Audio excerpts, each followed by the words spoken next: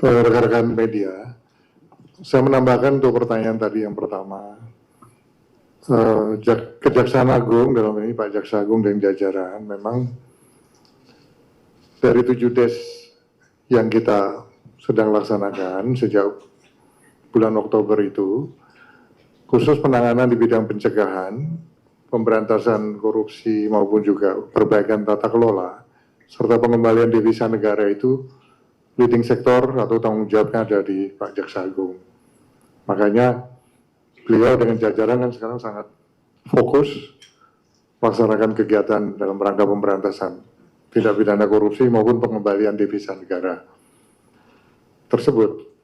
Terkait dengan KPK, kemudian ada tim Tas Tipikor Polri, itu semua masuk dalam bagian des ini dan semua melakukan sinergi, termasuk penguatan koordinasi, sinergi, juga supervisi, agar prosesnya bisa lancar ke depan. Makanya di dalam des ini juga ada BPK dan BPKP untuk penghitungan kerugian negara agar bisa cepat, fokus, dan menjadi prioritas. Terkait dengan hukuman atau vonis yang dirasakan kurang memenuhi rasa keadilan masyarakat, pemerintah dalam hal ini Bapak Presiden itu sangat mendengarkan masukan-masukan dari masyarakat, di mana vonis yang diberikan ini dirasa kurang adil begitu, kurang memenuhi rasa keadilan masyarakat, sehingga Presiden sudah memerintahkan juga pada Pak Jaksa Agung untuk melakukan upaya banding terhadap putusan vonis tersebut. Di samping itu, dari Komisi Yudisial juga sedang melakukan pendalaman yang terkait dengan kemungkinan adanya pelanggaran kode etik atau pelanggaran-pelanggaran lainnya yang dilakukan oleh para pihak, baik itu dalam hal ini tentunya hakim. Demikian yang bisa saya tambahkan. Silakan kalau masih ada yang lain. Silakan. Terima kasih Pak atas waktunya dan juga upayanya untuk melakukan penyitaan serta penindakan hukum terhadap koruptor Pak. Yang pertama Pak, masih terhubung dengan putusan terkait Harvey Muiz yang diputus 6 tahun 6 bulan padahal jaksa menuntut 12 tahun begitu Pak. Kita tahu di masyarakat kemudian muncul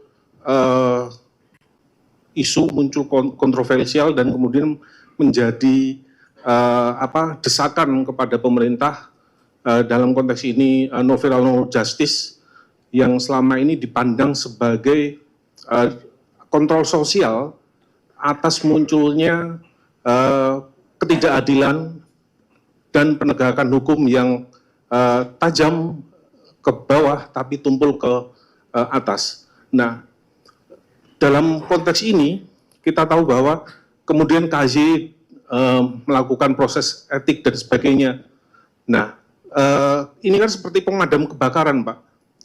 Bagaimana upaya yang mungkin lebih ke depan yang diharapkan dari Bapak Menko sebagai pihak, sebagai pejabat yang selama ini memang kita tahu sangat punya pengalaman dalam bidang hukum. Nah, apakah ada satu treatment khusus yang dilakukan agar tidak ada penegakan hukum yang seperti semacam itu, yang penegakan hukum yang memandang bulu atau tajam kepada rakyat kecil tapi tumpul, sehingga penegak hukum itu tidak menjadi pemadam kebakaran. Itu yang pertama.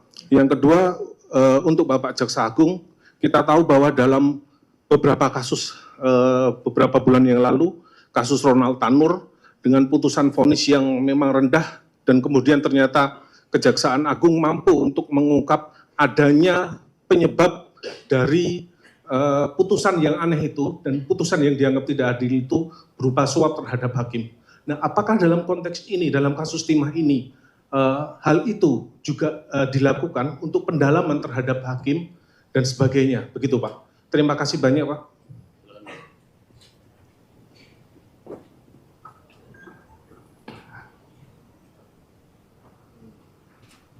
Yang pertama bahwa Bapak Presiden sudah jelas di dalam arahnya kepada kita yang tergabung di dalam DES, pencegahan dan penanganan tindak pidana korupsi, bahwa penanganan terhadap tindak pidana korupsi harus tegas dan tanpa ragu-ragu. Nah, itu yang sedang kita kerjakan, dan sejak DES ini dibentuk, tadi sebagaimana yang telah disampaikan oleh Pak Jaksa Agung,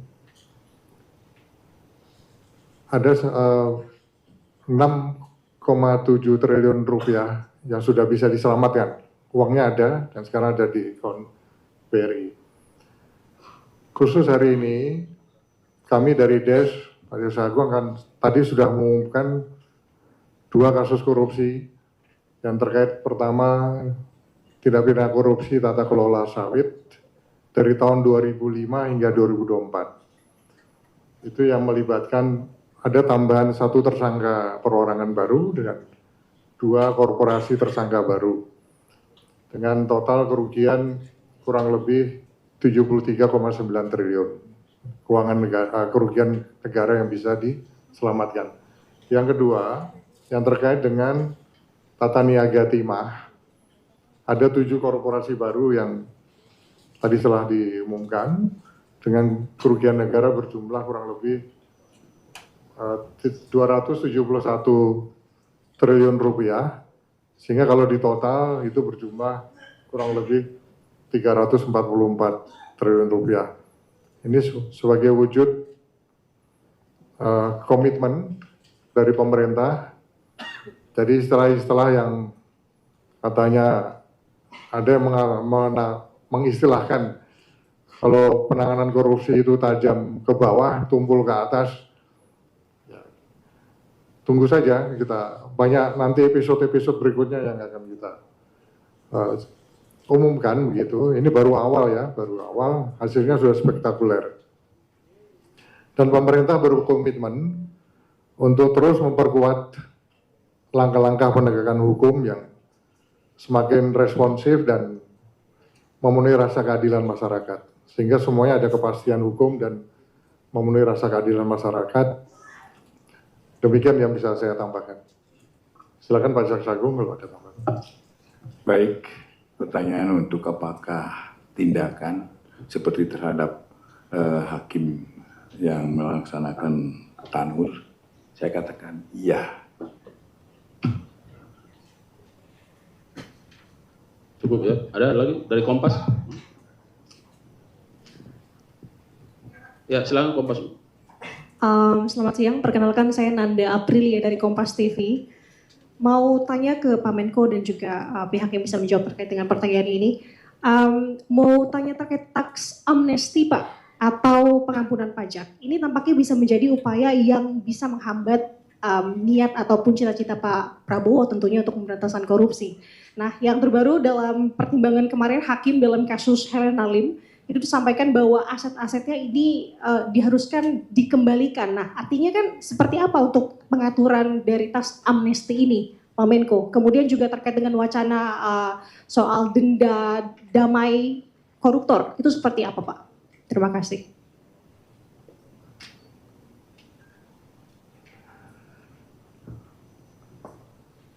Oke rekan-rekan,